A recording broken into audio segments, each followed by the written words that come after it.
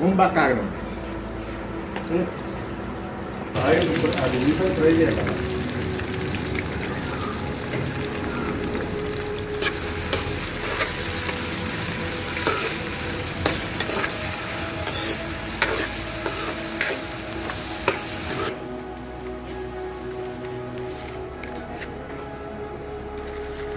అయ్యా అది చికెన్ మామూలుగా కేజీ చికెన్ దమ్ బిర్యానీ ఇది. దీంట్లో ముందు ఈ కేజీ చికెన్ సరిపడా ఉప్పు వేసుకోవాలి.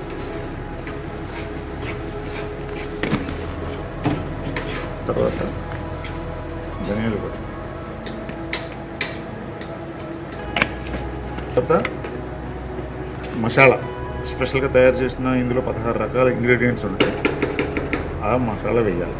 అన్ని రకాల మసాలాలు కలిపి మిక్స్ చేసింది, సొంతంగా తయారు చేసుకున్న మసాలా. తర్వాత కారం,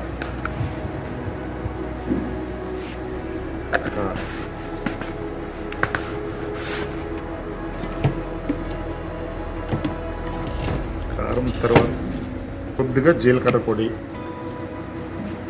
ఇందులో 200 గ్రామ్స్ పెరిగేయాలి.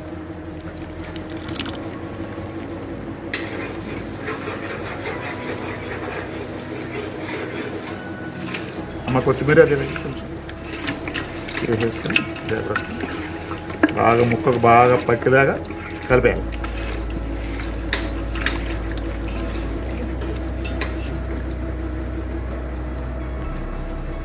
పుదీనా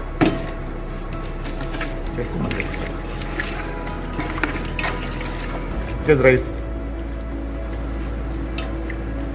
ఇప్పుడు వేయాలి, కలపాలి. కలిపేస్తే ఇది ఈ ప్రాసెస్ అయిపోయింది. ఇవి ఆనియన్స్ డీప్ ఫ్రై చేయాలి. అది ఎలా వేయాలో చూపిస్తుంది తర్వాత. అల్లం వెల్లుల్లి పేస్ట్ కూడా కలిపిన తర్వాత ఫైనల్గా దీన్ని ఒక 1/2 అవర్ పాటు అలా ఉంచేయాలండి, పక్కన పెట్టాలి. వీటి వల్లే దమ్ బిర్యానీకి, హైదరాబాద్ దమ్ బిర్యానీకి ఒరిజినల్ టేస్ట్ వస్తుంది. ఇవి లేకపోతే బిర్యానీకి ఆ టేస్ట్ రాదు. మనం చూస్తున్నాం. ఇలా పైన కొంచెం కలుపుకొని తర్వాత మళ్ళీ ఫ్రైడ్ ఆనియన్స్ వేసుకుని ఇలా కలిపేసుకుని తర్వాత మళ్ళీ ఫైనల్గా వేయాలి పైన. అది కూడా చూపిస్తాను మీకు.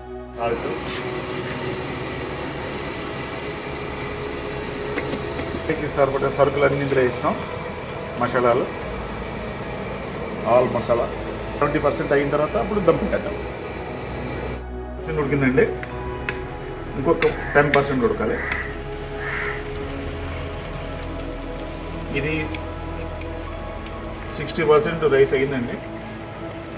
దీన్ని ఇప్పుడు ఇందులో వేసుకున్నాం.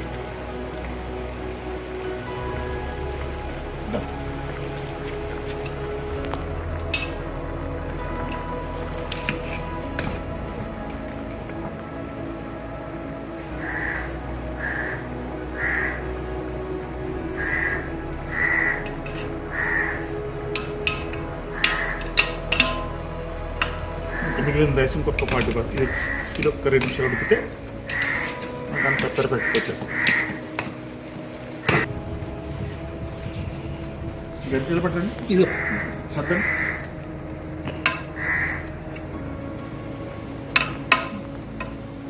కొంచెం పుదీనా కొత్తిమీర అండి, కొంచెం పుదీనా కొత్తిమీర వేస్తాను.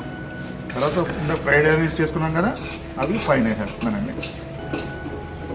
ఇదేనండి దీనికి, ఈ బిర్యానీకి ఇదే స్పెషల్. దమ్ పెట్టేస్తున్నానండి. కరెక్ట్గా 1/2 గంటలో దమ్ అయిపోతాయి. ఓకే, నెయ్యి అండి. ఫైనల్గా నెయ్యి టచ్ ఇస్తున్నాను. ఖచ్చితంగా నెయ్యి వేసుకోవాలి, నెయ్యి వేయకపోతే టేస్ట్ రాదు.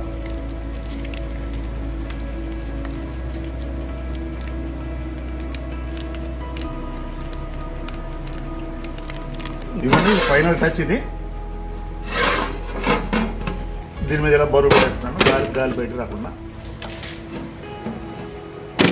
కరెక్ట్గా 1/2 గంటలో దమ్ అయిపోద్దండి. అయిపోయిందండి. ఇదిగోండి రైస్ చూడండి. అదో చికెన్ పీస్ ఎలా వచ్చిందో చూడండి. అదిగోండి